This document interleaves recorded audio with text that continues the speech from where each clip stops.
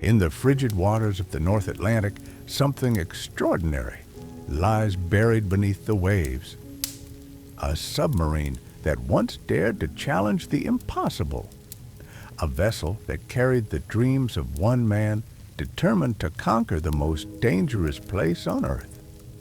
This is the story of the Nautilus, and what happened to it will leave you stunned. Picture this. It's 1931, and the world is captivated by tales of exploration and adventure. While most explorers are content with mapping distant lands or scaling towering peaks, one man has his sights set on something far more ambitious. Sir Hubert Wilkins doesn't just want to reach the North Pole. He wants to travel there in a way no human has ever attempted before.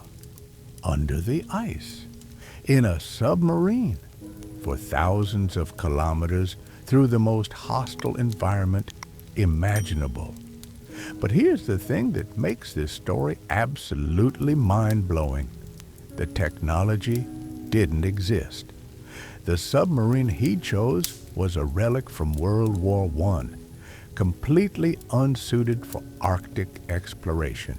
The modifications needed were so radical, so experimental, that even the engineers weren't sure they would work. And yet, Wilkins pressed forward with a determination that bordered on madness. You see, by 1931, reaching the North Pole had become something of an obsession for explorers worldwide. For centuries, brave souls had attempted the journey using ships, only to watch helplessly as their vessels became trapped in crushing sea ice. Others tried with dog sleds or on foot, facing temperatures that could freeze exposed skin in minutes. The death toll was staggering. Hundreds of explorers had perished in pursuit of this ultimate prize. Even when the North Pole was finally reached in 1926, it was only from the air, an airship that never even touched the ground. No human had ever set foot on the actual pole itself.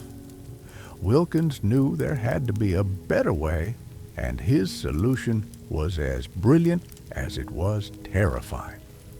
Unlike the South Pole, which sits on solid land, the North Pole exists in the middle of the Arctic Ocean, waters that are almost permanently covered by a thick layer of ice. Wilkins realized that if you could travel beneath that ice, you could reach the pole in relative safety. No crushing ice floes, no exposure to deadly Arctic winds, just a straight shot underwater to the top of the world. The plan was breathtaking in its scope. Wilkins would start in the summer, sailing across the entire Atlantic Ocean, then north to the Arctic Circle. From there, his expedition would head west, zigzagging underneath the ice for over 3,000 kilometers. They would emerge through any openings they could find, conduct scientific research, and finally surface at the North Pole itself, before continuing to Alaska. 6 weeks under the ice. 6 weeks in conditions no submarine had ever faced. But dreams don't fund expeditions, and Wilkins quickly discovered that his ambitious plan came with an equally ambitious price tag.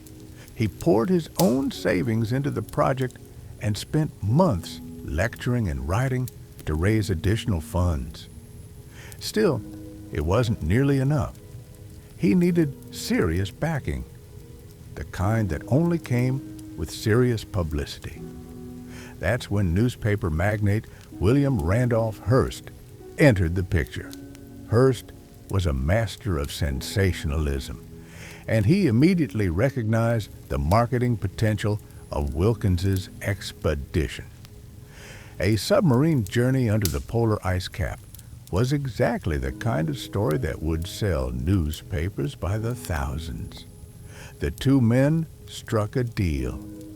Hearst would provide funding in exchange for exclusive publishing rights to the expedition's discoveries. But Hearst wasn't content with just a successful expedition. He wanted spectacle. He orchestrated an elaborate publicity stunt where Wilkins would meet up with a second expedition at the North Pole. The massive airship Graf Zeppelin would fly overhead just as the Nautilus emerged from beneath the ice. The headlines practically wrote themselves, "The Pole conquered from above and below simultaneously." If Wilkins could pull it off, Hearst offered him a prize of $150,000, a fortune by 1930s standards. Now came the real challenge, finding a submarine capable of making this impossible journey. The vessel Wilkins chose was the Nautilus, a retired World War I attack submarine that had seen better days, much better days. But renowned naval architect Simon Lake believed he could transform this aging warship into the ultimate exploration machine. The modifications Lake planned were nothing short of revolutionary. The biggest danger would be collision with the sea ice above, so he reinforced the submarine's bow with heavy steel plates and concrete. A hydraulic impact absorber would help soften any blows. But what if the ice was too thick to break through? Lake's solution was ingenious. He fitted the top of the submarine with sledge runners, allowing it to slide along the bottom of the ice like a massive underwater toboggan. The submarine would need to surface regularly to take on fresh air and recharge its batteries. But what if there were no openings in the ice? Lake installed a series of drills capable of boring through up to 20 feet of solid ice. In place of the original torpedo tubes, he added a pressurized diving chamber where crew members could lower scientific instruments to the ocean floor or conduct underwater explorations. These weren't minor tweaks. Lake was essentially rebuilding the entire submarine from scratch. What had once been a weapon of war would now battle the forces of nature itself. On paper, the modifications were brilliant. In reality, they would prove to be the expedition's downfall. As the departure date approached, Wilkins put on a confident face for the gathered reporters. He spoke of traveling 2,000 miles under the ice, of groundbreaking scientific discoveries, of conquest and glory. But privately, he was deeply concerned about many of Lake's innovations. The sledge runners, the ice drills, the shock absorber. Wilkins feared these complex systems would malfunction when they were needed most, potentially trapping the Nautilus beneath the ice with no way to surface.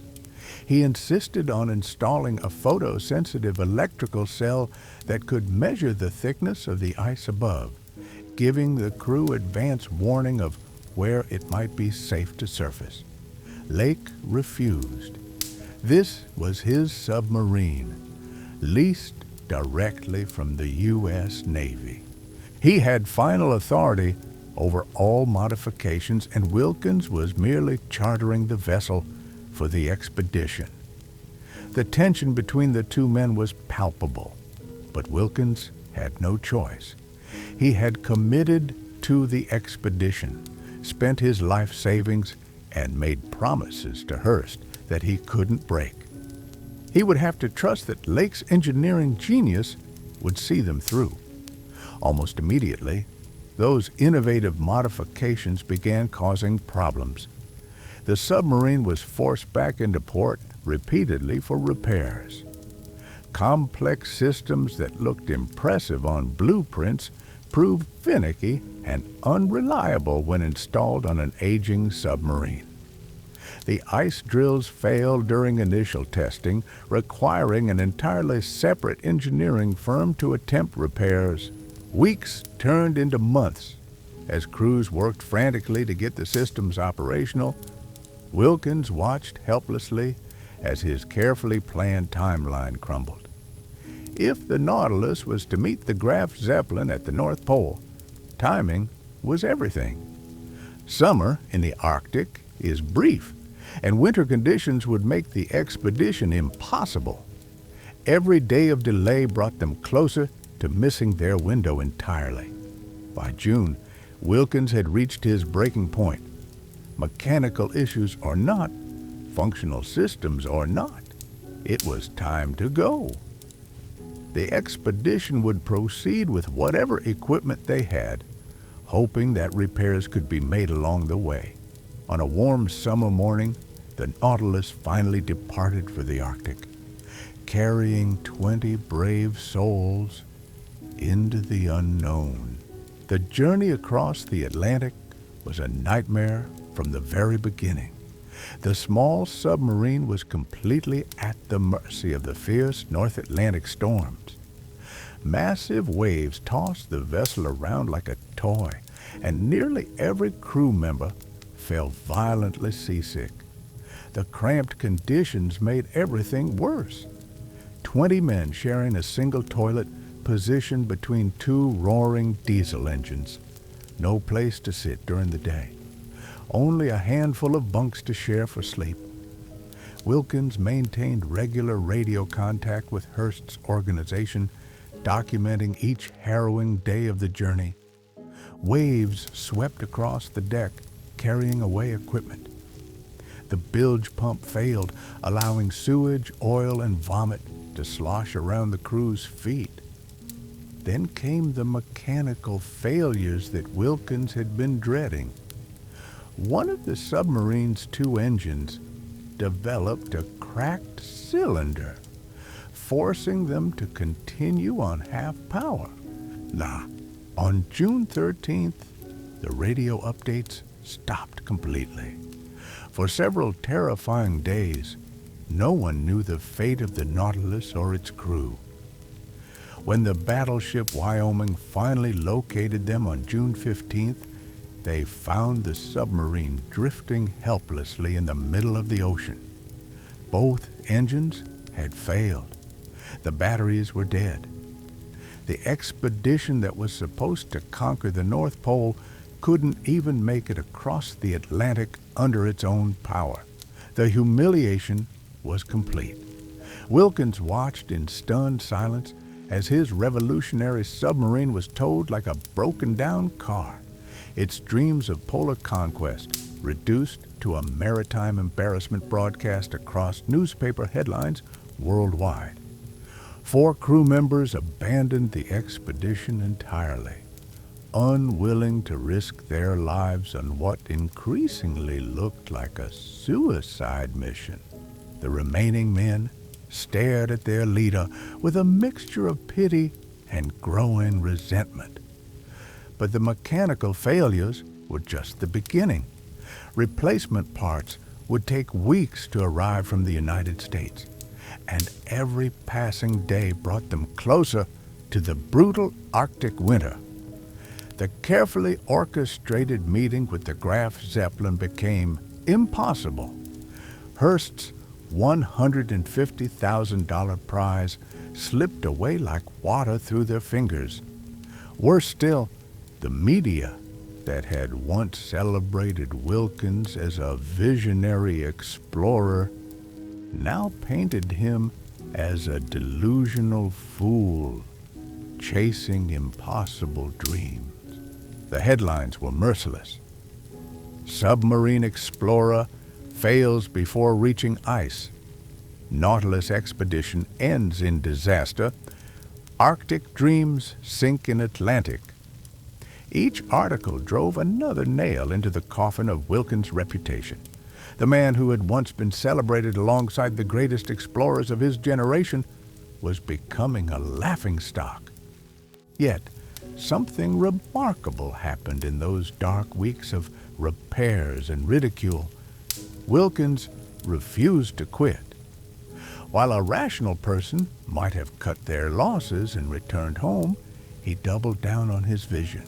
Perhaps it was stubbornness.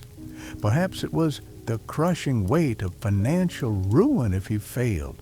Or perhaps it was something deeper, a burning need to prove that human ingenuity could overcome any obstacle, no matter how insurmountable.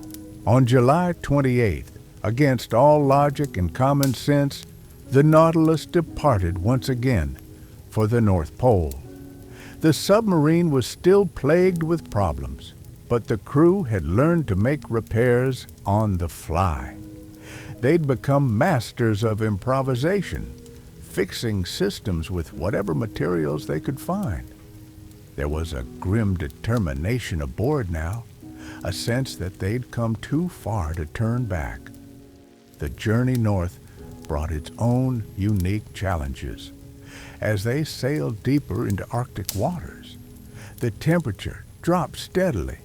The submarine had no heating system, nothing but bare metal separating the crew from the frigid ocean. Ice began forming on the interior walls. The men's breath came out, invisible clouds.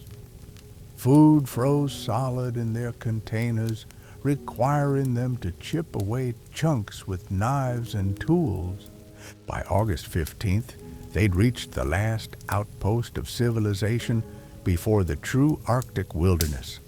Here, Wilkins sent optimistic reports back to the world, describing the crew's high spirits and their excitement at finally approaching their goal. But once again, the public face masked a much darker private reality.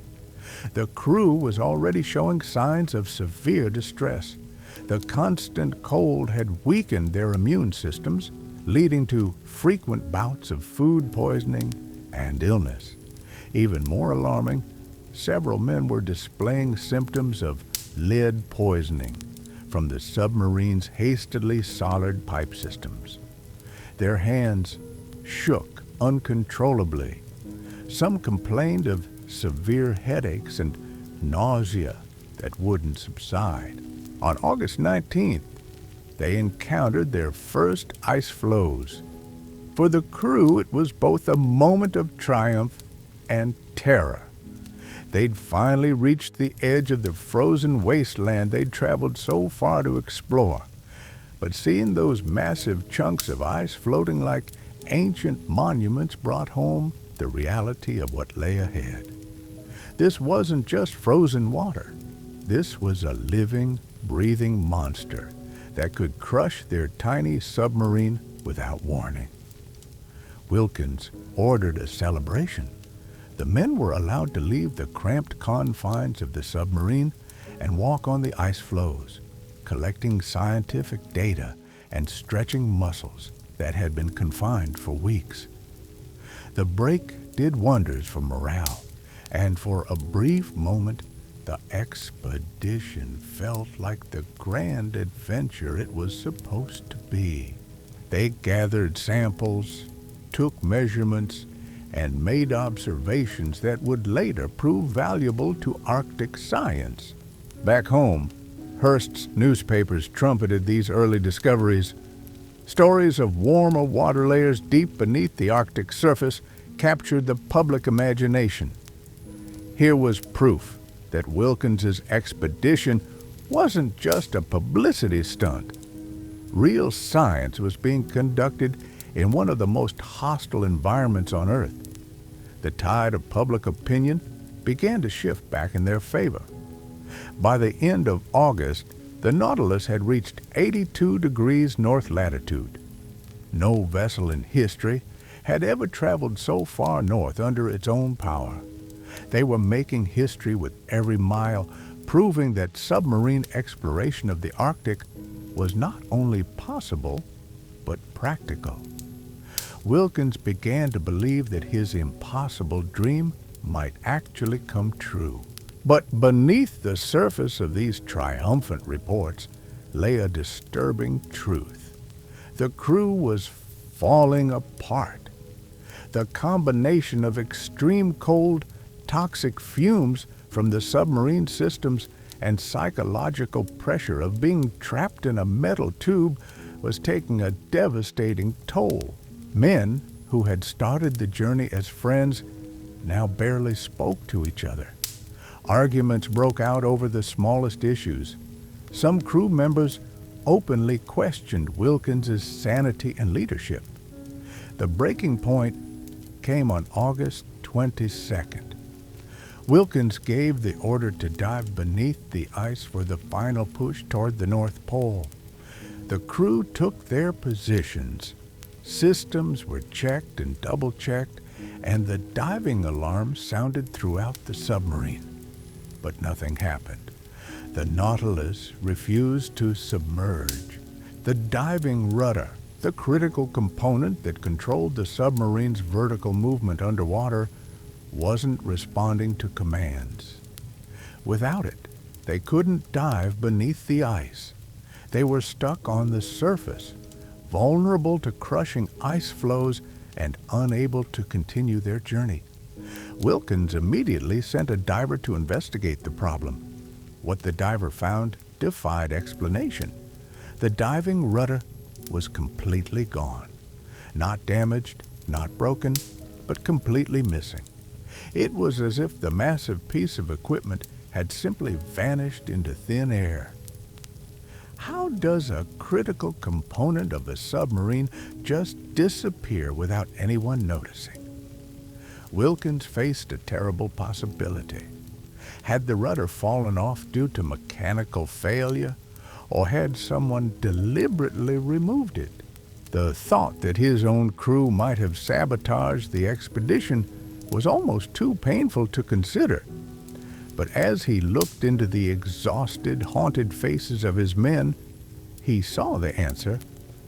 They wanted to go home. They were willing to do anything to end this nightmare, even if it meant destroying their only means of completing the mission. The evidence pointed toward sabotage, but Wilkins could never prove it. Confronting the crew would only make a desperate situation worse. Instead, he found himself caught between impossible choices. Hearst's organization was publicly urging him to return home safely, but privately they reminded him of his contractual obligations. The newspaper magnate had invested heavily in this expedition and expected a return on his investment, regardless of the human cost. Wilkins was trapped. Returning home now would mean financial ruin and the complete destruction of his reputation. But continuing forward with a crippled submarine would almost certainly result in the deaths of everyone aboard.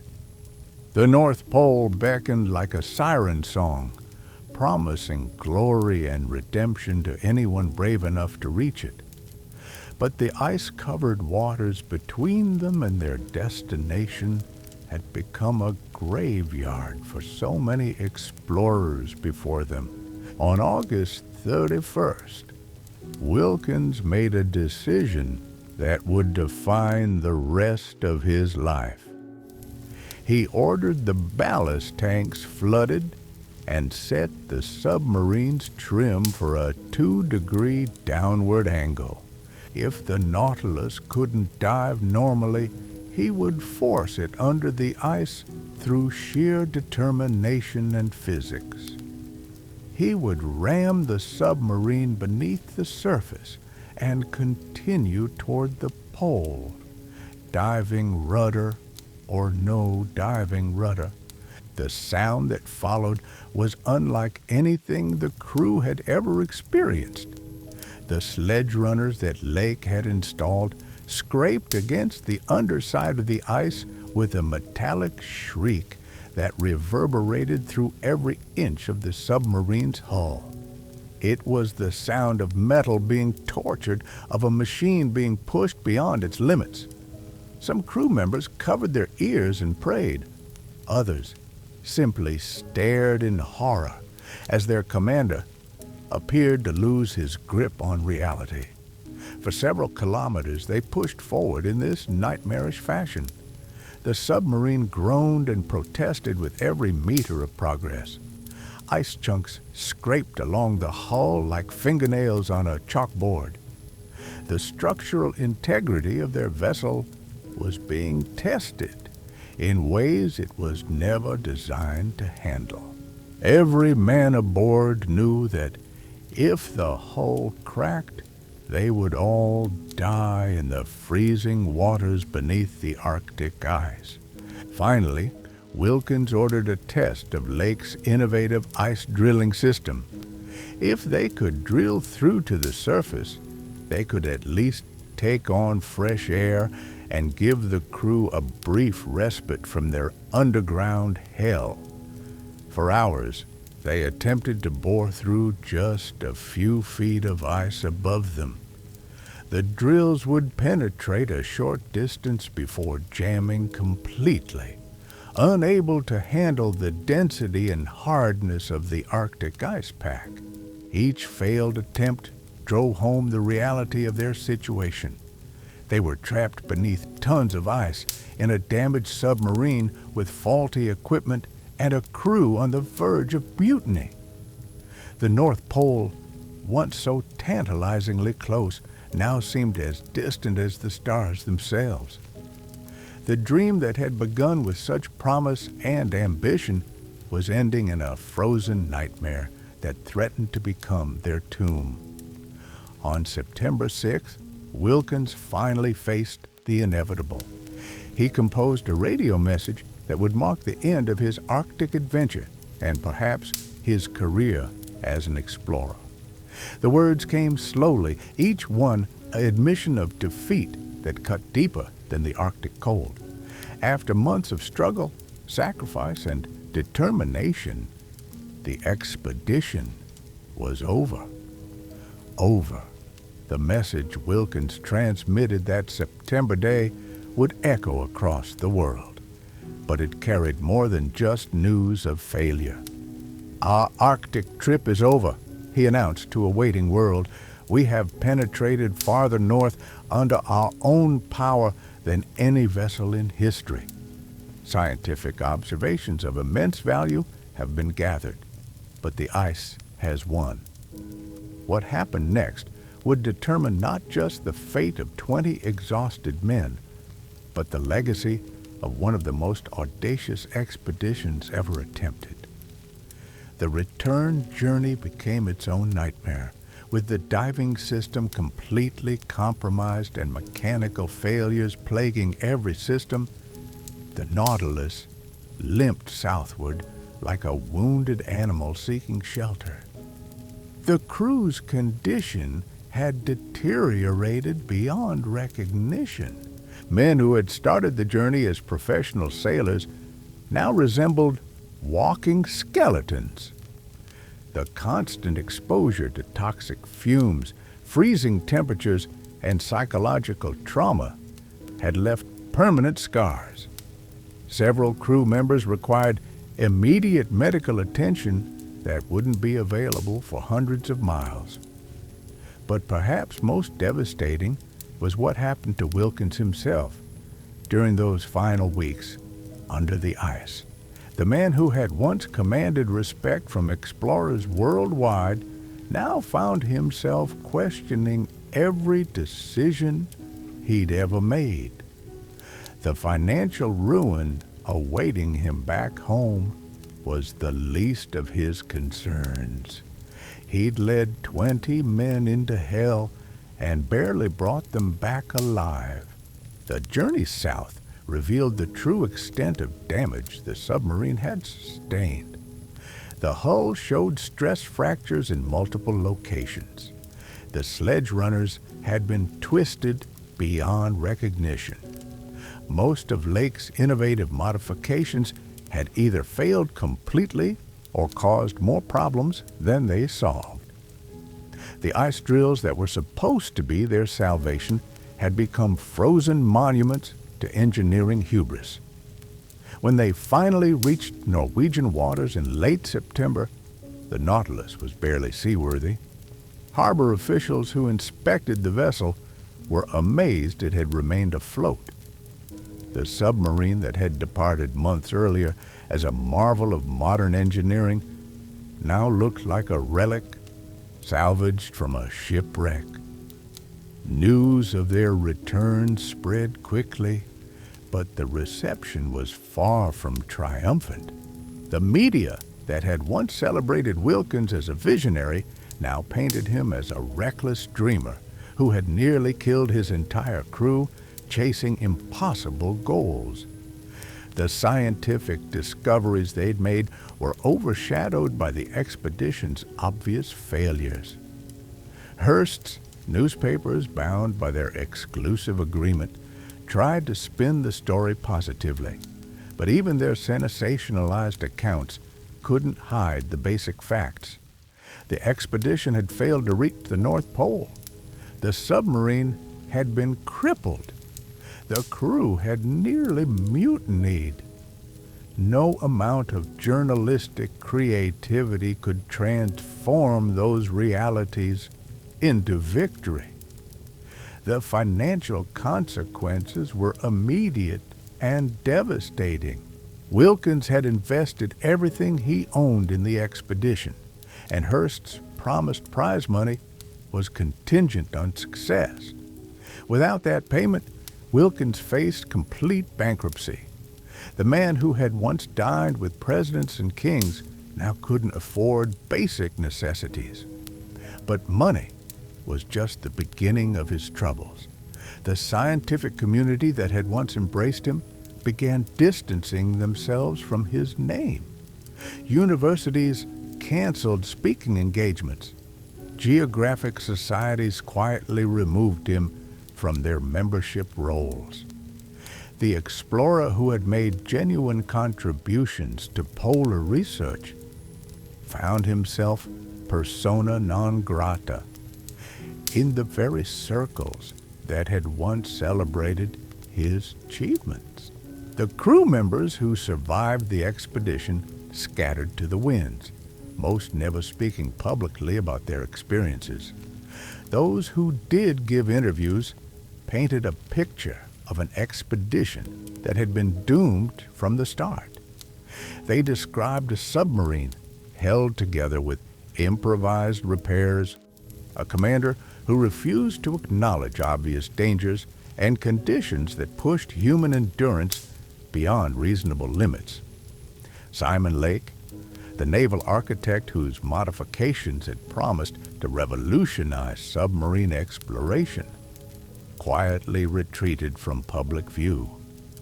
The failure of his innovative systems under real-world conditions had destroyed his reputation as thoroughly as it had destroyed the Nautilus.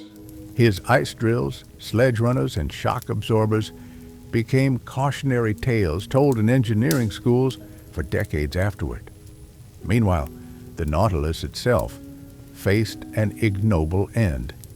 Naval inspectors who examined the submarine upon its return declared it unseaworthy and beyond economical repair. The vessel that had carried 20 men to the edge of the world was now worth less than its scrap metal value.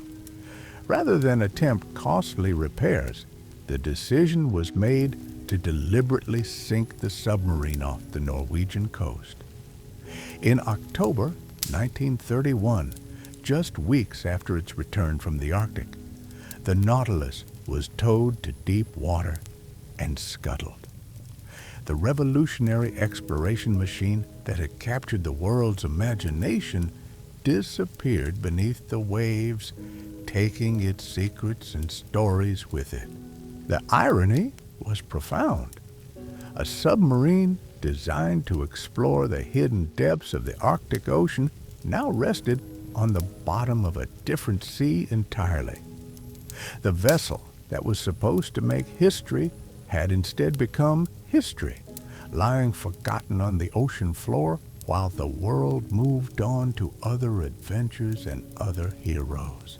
Wilkins himself never fully recovered from the expedition's failure. The man who had once been mentioned alongside Scott, Shackleton, and Peary found himself struggling to find work. His expertise in polar exploration, once so valuable, now seemed tainted by the Nautilus disaster. Speaking engagements dried up. Book deals disappeared. The explorer who had dedicated his life to pushing the boundaries of human knowledge discovered that failure, not success, was what people remembered. For years afterward, he struggled to rehabilitate his reputation. He wrote extensively about the expedition, trying to emphasize its scientific achievements rather than its obvious failures. The data they'd gathered about Arctic water temperatures and ocean currents was genuinely valuable to researchers. But in the public mind, the Nautilus expedition remained synonymous with reckless ambition and near disaster. The submarine's final resting place became something of a mystery in itself. While records showed it had been deliberately sunk off Norway, the exact location was poorly documented. For decades, maritime historians and wreck hunters searched for the remains of the famous submarine, driven by curiosity about what secrets it might still hold. The story of what happened to the Nautilus became a cautionary tale about the dangers of unchecked ambition and untested technology. Engineering students studied the expedition as an example of how innovative designs could fail catastrophically under real-world conditions. Business schools used Wilkins's financial arrangements with Hearst as a case study in the perils of mixing scientific exploration with media sensationalism. Yet even in failure, the expedition had accomplished something remarkable. The Nautilus had traveled farther north under its own power than any submarine before it. The scientific data gathered during those weeks under the ice provided valuable insights into Arctic oceanography. Most importantly, the expedition proved that submarine exploration of polar regions was theoretically possible, even if the technology wasn't quite ready. That technological gap would eventually be bridged, but it would take nearly 3 decades. In 1958, another submarine bearing the same name would successfully complete the journey Wilkins had attempted. The USS Nautilus, powered by nuclear energy rather than diesel engines, made the first successful transit beneath the Arctic ice cap. The nuclear submarine could remain submerged for weeks without surfacing, eliminating many of the problems that had plagued Wilkins's expedition. Its advanced navigation systems and robust construction allowed it to handle the challenges of Arctic exploration with ease. When it finally surfaced at the North Pole, the crew found themselves standing where Wilkins had dreamed of being 27 years earlier. The success of the nuclear Nautilus vindicated Wilkins's basic vision, even as it highlighted the inadequacy of his execution.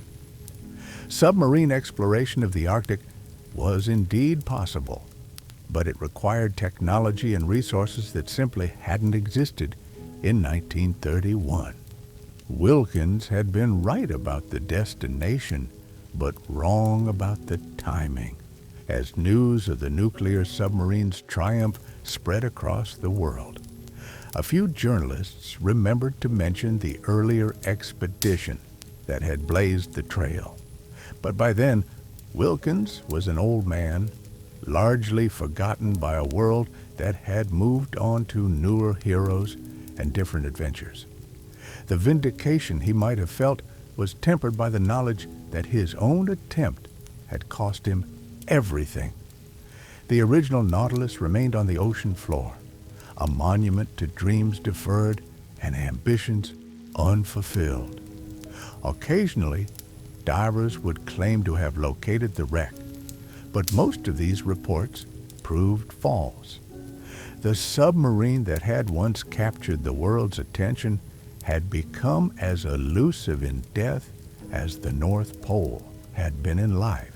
What happened to the Nautilus was more than just the story of a failed expedition or a sunken submarine.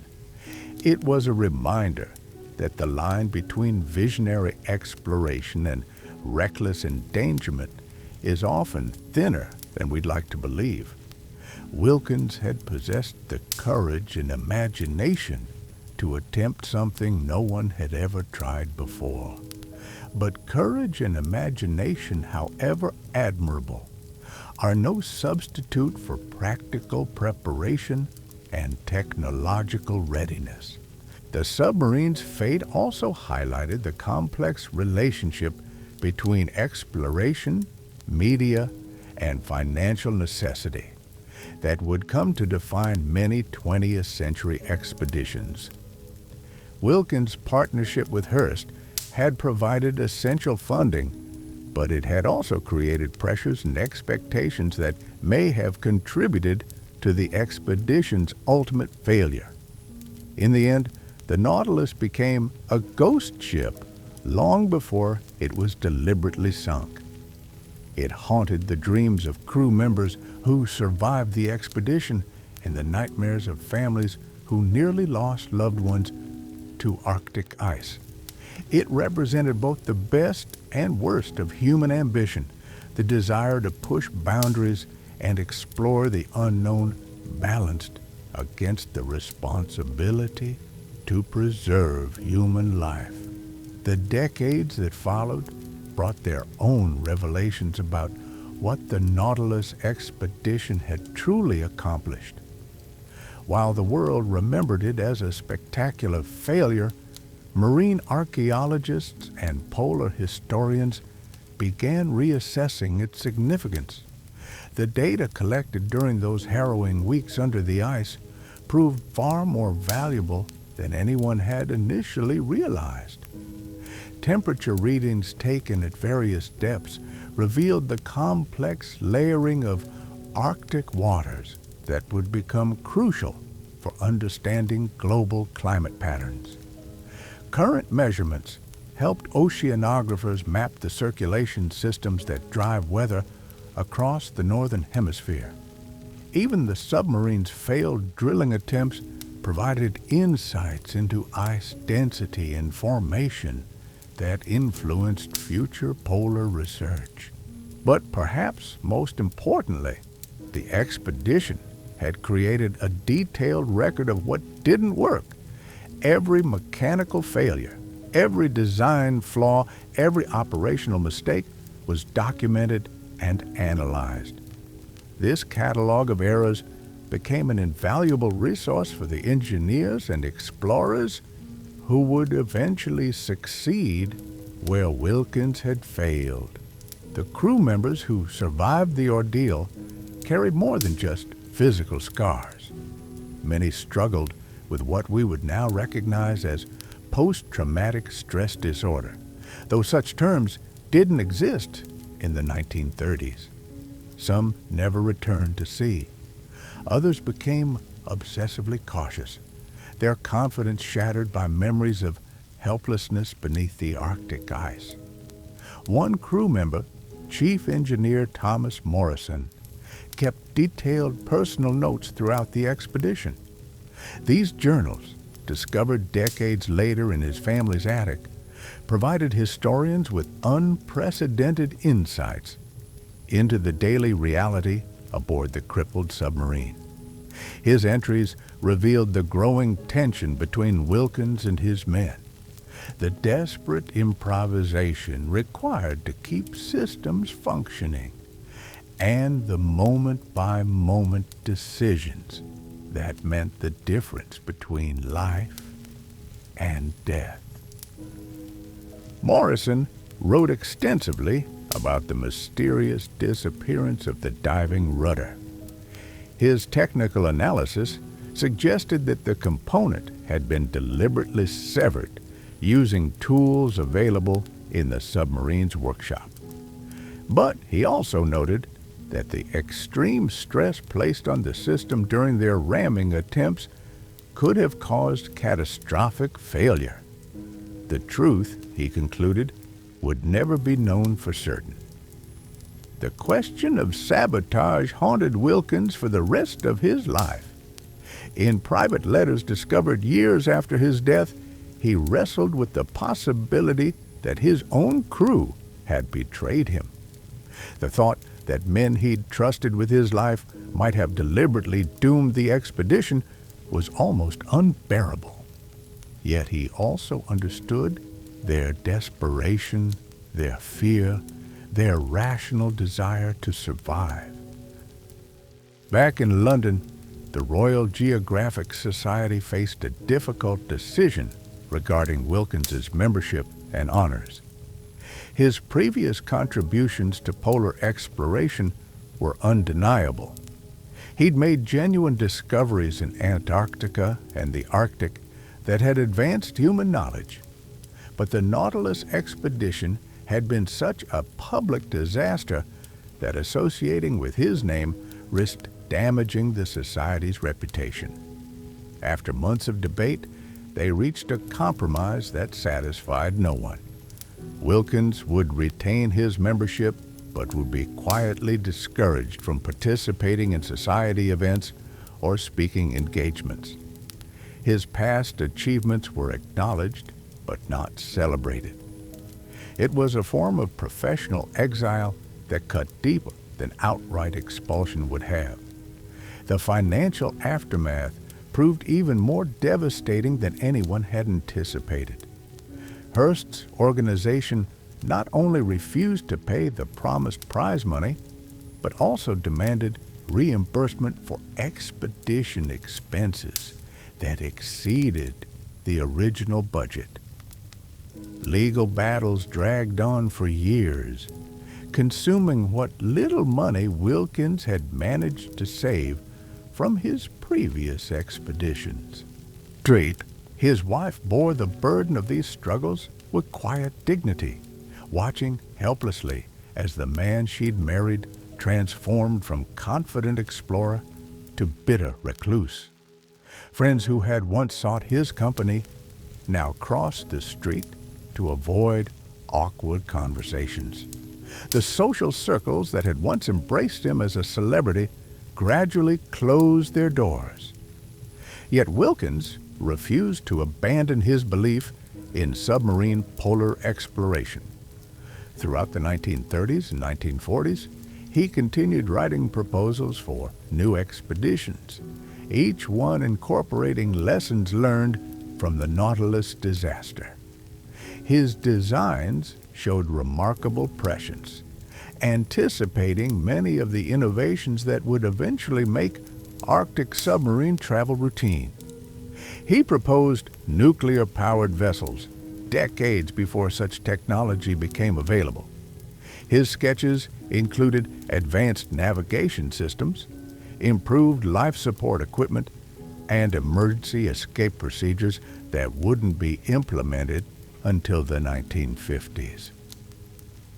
The man who had failed so spectacularly was also the one who best understood what success would require. Meanwhile, other nations were quietly studying the Nautilus expedition's failures and successes. Soviet naval architects obtained copies of Morrison's technical reports and used them to inform their own submarine development programs. German engineers analyzed Lake's modifications, learning what to avoid in their own designs. Even the Americans, despite their official skepticism about the expedition, incorporated its lessons into their submarine doctrine. The outbreak of World War II brought submarine technology into sharp focus as military necessity drove rapid innovation. Many of the problems that had plagued the Nautilus, contaminated air, inadequate heating, mechanical unreliability, were solved by wartime engineering programs with unlimited budgets and urgent deadlines. Wilkins watched these developments with mixed emotions. He was gratified to see his vision vindicated, but frustrated that military necessity had accomplished what peaceful exploration could not. The submarines prowling the Atlantic and Pacific were proving daily that underwater travel in extreme conditions was not only possible, but practical. In 1943, he received an unexpected visitor at his modest London apartment. A young naval officer named Hyman Rickover had come seeking advice about submarine operations in polar waters. The U.S. Navy was considering Arctic patrols and wanted to learn from Wilkins's hard-won experience. The conversation lasted several hours, with Wilkins sharing technical insights and operational lessons that couldn't be found in any official report. Rickover listened intently, asking pointed questions about ice conditions, navigation challenges, and crew psychology. Years later, as the father of the nuclear submarine program, he would credit this meeting as crucial to his understanding of polar operations. The irony wasn't lost on Wilkins.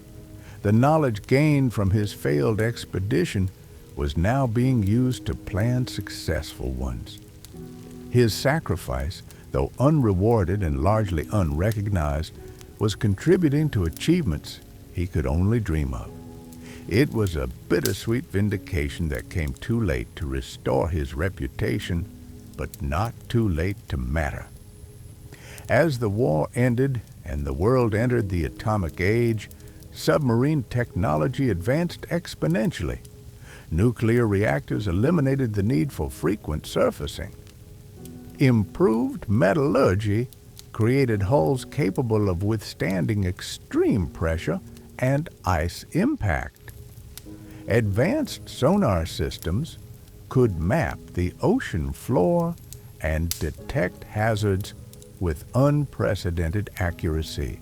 In 1954, the keel was laid for a new submarine that would bear the same name as Wilkins's ill-fated vessel. The USS Nautilus would be the world's first nuclear-powered submarine, capable of remaining submerged indefinitely. Its mission would include the very journey that had defeated its namesake, a transit beneath the Arctic ice cap to the North Pole. Wilkins followed the construction and testing of this new Nautilus with intense interest. Here, finally, was the technological solution to problems that had seemed insurmountable in 1931. The nuclear submarine could generate its own power, purify its own air, and navigate with precision instruments that eliminated the guesswork that had plagued his expedition. On August 3, 1958, the USS Nautilus successfully reached the North Pole, becoming the first vessel to do so beneath the ice. The achievement made headlines around the world, marking a triumph of human ingenuity and technological progress. Commander William Anderson and his crew accomplished in hours what Wilkins had struggled for weeks to achieve. The Nautilus expedition may have failed to reach the North Pole, but its legacy runs deeper than any ocean trench.